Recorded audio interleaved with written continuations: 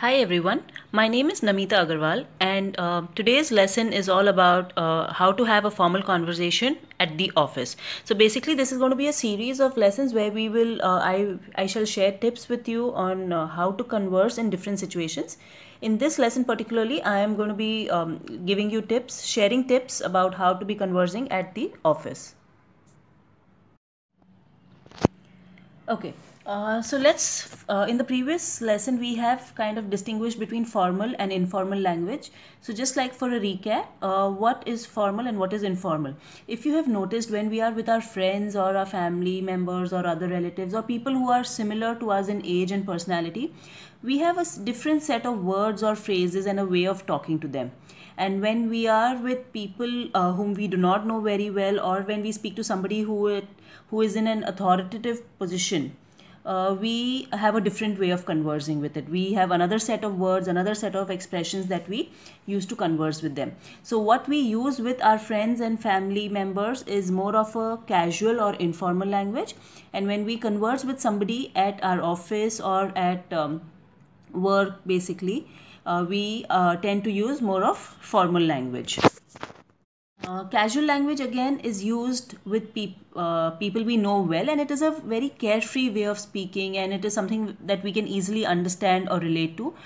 We also tend to use slang expressions in daily conversations, and the phrases keep changing. But whereas formal language is something that combines proper grammar and phrases to give more weightage to what is being said. So formal language is basically used in the professional setting or in places like banks, libraries, or government offices. Sometimes also at dinner parties or job interviews. So these are the places where we generally use formal language. And sometimes we are also in doubt as to whether we should be using casual or formal language at a particular place. So the best thing that you can do is listen and observe the other people in the conversation, and you'll be able to tell what type of communication they are doing. So if the other person chooses to speak in a casual tone, you can also reply back in a casual tone, or then try and go back and see how have you spoken, in what way have you spoken under similar conditions earlier, or have you heard people talk in a similar condition earlier, and try and follow that. Okay, so now basically going on to the lesson, when we look at the office, so why, in an office setting, what are the situations when we generally need to communicate in a formal way? Most of the situations require us to communicate in a formal way, such as like when we are presenting our work to the colleagues. So when we are having a presentation, we need to speak in a formal language. When we are in a meeting, we use formal English. When we are speaking to somebody over the phone, that is when we need to communicate formally. Written and email communication, when it is work related, is always formal. And also when you are speaking to somebody at a higher level, a superior or a manager, as a mark of respect and politeness, we always tend to speak to them in a formal tone. uh, I'd like to say one thing though here, when in the office setting, when we are with our colleagues who are at this, our teammates, so there would be occasions with our teammates, we would most probably communicate in a casual tone. So I'll just give you examples of something that can be said, how the same sentence can be changed into a formal and an informal sentence. So supposedly we meet our friends, so we would probably say, hi, how are you? How's it going? But the same thing can be said in a more formal tone. If we have to address our boss, we would say, hello, good morning, sir, nice to meet you, or how are you doing? And then, like, say supposedly we are making suggestions or giving advice, we to our friend or our teammate, we would probably say, you know what you need to do, you have to do so. But when, if it is a formal meeting, then we would probably say, would you please allow me to make a suggestion? I think it would be best to take it forward this way. Okay, so now going forward, we'd like to introduce the Jolly family to you.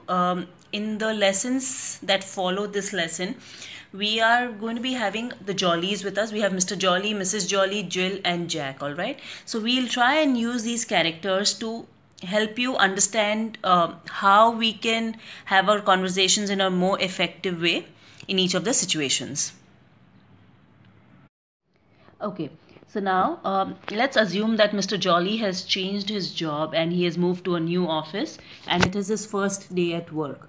So he came back home and he made a list of the phrases that he heard his colleagues and his seniors using on the first day of work, and he just made a list of it. So let's just go through the list and see what were the phrases that could be used on the first day at work. So once he reached office, his boss said. So once he reached office, his boss called out to his other colleague. He greeted Mr. Jolly and he told his other colleague, "Hey Jack, can you please give Mr. Jolly a tour of our facility?" Which means that can you please show him around our office. The other phrase that was used was home away from home. So this was basically used in reference to his cubicle. When he was showed his cubicle, his colleague told him that this is going to be your cubicle from today. It's going to be your home away from home. Drop your belongings here, which means that you can leave your stuff here and then move on to your work. Welcome aboard is basically a phrase used to tell people that you are welcoming them in your team. Go home at a more decent time. Well, it's used to communicate that you should be leaving office on time. I'm glad to be of any assistance. So that would be that if you need any help, I'm always there to help you. See you later is a little more of a casual term, but which means that I'll catch you later. Let me introduce XYZ too. Okay, so I've written XYZ here instead of Mr. Jolly. So basically when you are introducing somebody at work to a third person, you would always say, let me introduce Mr. So-and-so to you. So in this case, he heard his boss telling the other colleagues, let me introduce all of you to Mr. Jolly. On your right, on your left is used to give instructions or directions rather. On your left is the accounts department, on your left is the HR department, and feel free to ask any of us for help.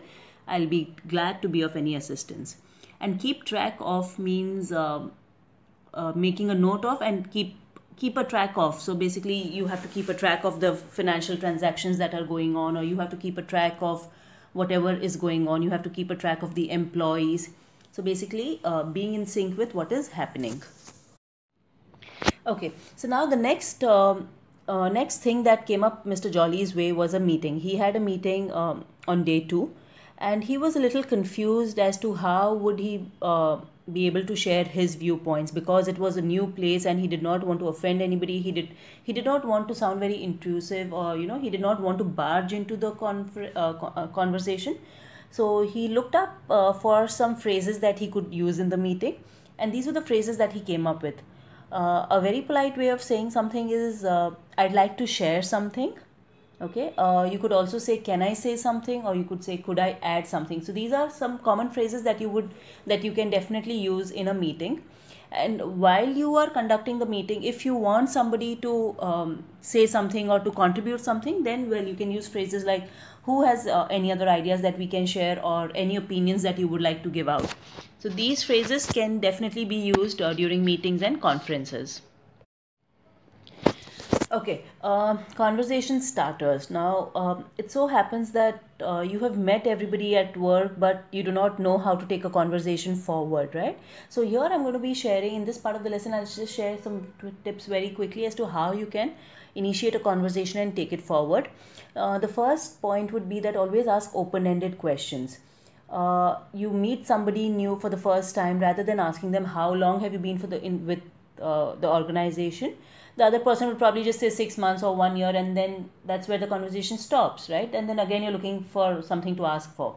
Rather, if you ask, tell me why you like working with the organization, then you get to know the other person well, because he or she will share with you as to how long they have been with the conversation, what are they doing, and what are the plus points, and why they like working with the organization. So it helps you to get to know the organization better as well, and plus it helps you to understand the other person as well.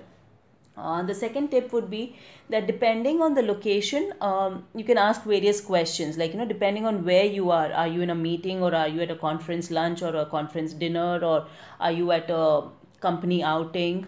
You can ask different questions ranging from food, location, event, whatever it is. However, you should try not to pass negative remarks, because you never know the person whom you're talking to how the other person would take it. Or maybe if you pass a negative remark about something, the other person, maybe knowing somebody who has done the event or so.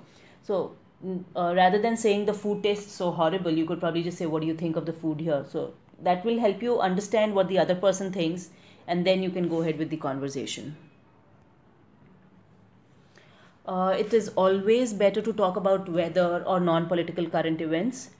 You could also offer help to somebody, that is there something that I could help you with, or somebody who is working on a presentation or working on an event. You could go up to them and ask them that. So about offering help, you can always ask, offer help. If you find somebody fumbling with the computer setup for the meeting, you could just lend a hand. Or if you see somebody looking for a seat and you have a seat vacant next to you, you could probably just ask them to come and sit next to you. So these kind of small gestures always help.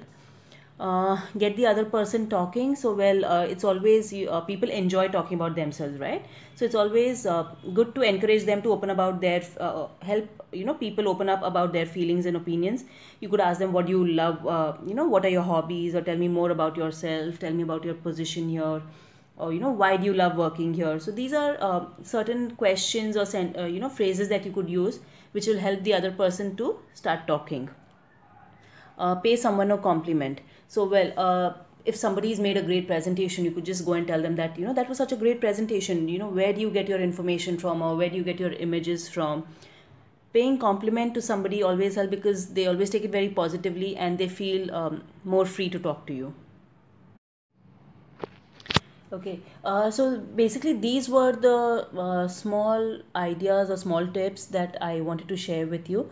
Now very quickly, let's take a quick small mini quiz and see if you are able to distinguish between formal language and informal language.